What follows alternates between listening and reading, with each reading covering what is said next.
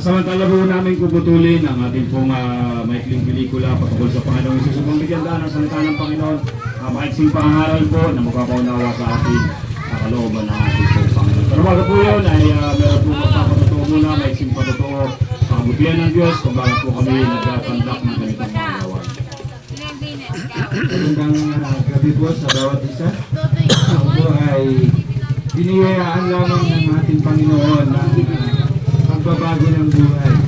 Kapagkat ako po mga kaibigan ay alipin din ng mga religiyon dahil ang aking tatay ay leader po ng aming religiyon. Siya po ang presidente. Ang aking nanay po ay medium at sila po ang nangunguna sa aming religiyon na kinaaniban. At apo na sila po ay may relihiyon na kinakaaniban, sila po ang nangungut. Balit, naroon pa rin ang katanungan sa akin bakit ganun sila. Sapagkat sa loob ng simbahan, maayos sila mangaral, magbahagi ng salita ng Diyos, at maayos silang makitungo sa mga miyembro nila. Pero pagdating sa bahay, magulo, nag-aaway, nagmumurahan, at kung ano-ano pang mga hindi magandang salita ang aking naririnig.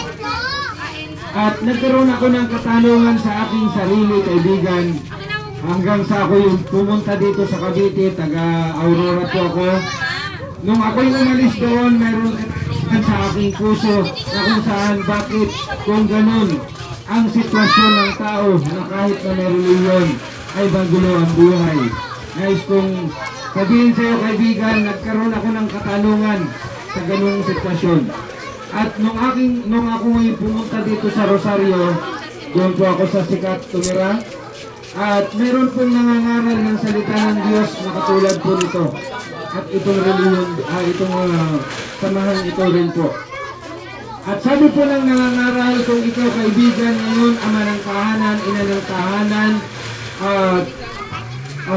mayroon kang problema, mayroon kang pagsubok na kinakaharap, mayroon kang sama ng loob, mayroon kang katanungan, bakit di mo subukan ang ating Panginoon. At doon po kaibigan, nung napakinggan ko po ang sa katagang yon, ay doon po binuksan ko ang aking puso, pinayagan ko, tinanggap ko ang ating Panginoong Hesus bilang aking Panginoon at sariling tagapagligtas ng aking buhay. May 5, 2002, mula po noon hanggang ngayon, masaya po akong naglilingkod sa ating Panginoon. Binago niya ang aking buhay. Kaya kung ikaw yan kaibigan, nagnanais ka ng pagbabago ng buhay, nagnanais ka ng kaligayahan, kagalakan, kapayapaan, subukan mo ang ating Panginoong Hesus. Hindi lang siya nagpapagaling, hindi lang siya nagpapalaya sa mga bagay na umaalipin sa atin.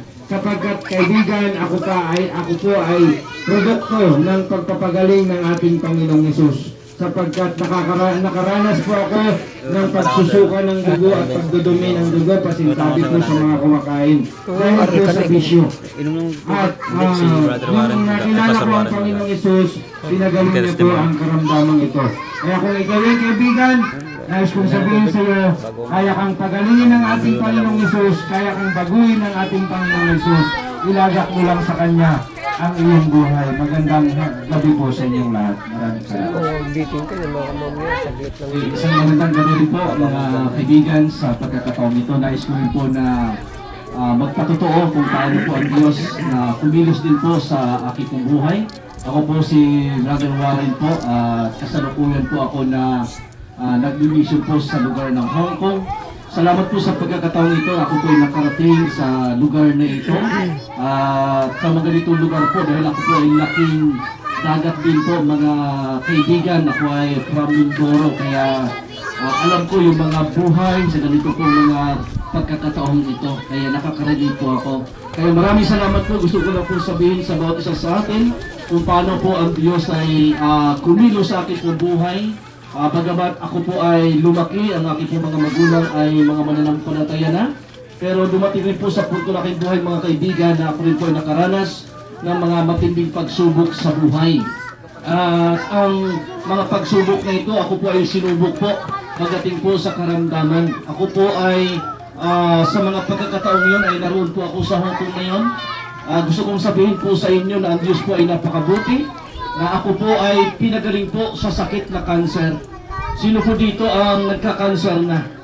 Mga kababayan, mga minamahal kong kababayan sa pagkakataon ito, gusto kong sabihin sa inyo na ang Diyos po, hindi lamang po siya nagliligtas sa ating pong mga kaluluwa sapagkat ang tao po ay may kaluluwa, kundi higit sa lahat din po ay siya din po ay nagpapagaling sa lahat ng uri ng sakit at karamdaman. At ako po yun ay isa sa mga nakaranas ng kagalingan. Nagkaroon po ako ng testicular tumor. Dumaan po ako ng 21 sessions po ng chemotherapy. Gaano po kahirap po na ma-chemo kahit isang beses lamang. Just imagine po mga kababayan, 21 sessions po ng chemotherapy. O yung unang sessions pa lang parang gusto ko nang bumigay.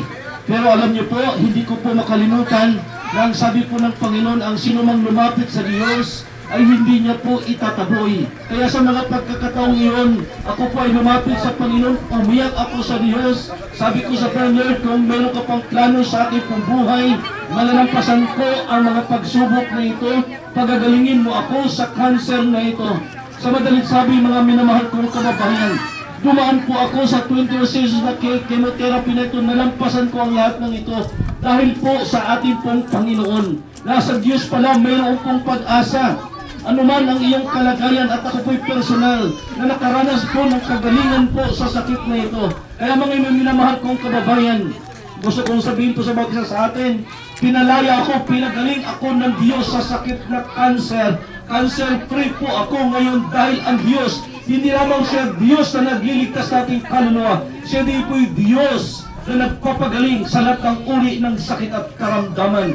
Salamat sa Panginoon. Ngayon po, nung ako'y pinagaling ng ating Panginoon, kaya sabi ko sa Lord, hindi ko sasayangin ang buhay na ito. Mas lalo ko itong ipaglingkod sa Diyos at ibahagi ang kabutihan ng Panginoon. Yan ang dahilan kung bakit narito kami sa mga pagkakataong ito, sapagkat naniniwala ko mga minamahal, mayroong magandang plano ang Diyos sa bawat isa sa atin. Marahil wala kang karamdaman ngayon o sakit o kaya mauri ng sakit, pero may gusto kong sabihin sa inyo, spiritually po, meron tayong sakit mga kababayan. At mamaya po, dadalhin yan ng aking pong kasama kung anong sakit na ito na kailangan natin lumapit sa ating pong Panginoon. Kaya sa Diyos po ang kapurihan, pinagaling ako ng Diyos, papagalingin din po tayo ng ating Panginoon sa mga pagkakataong ito.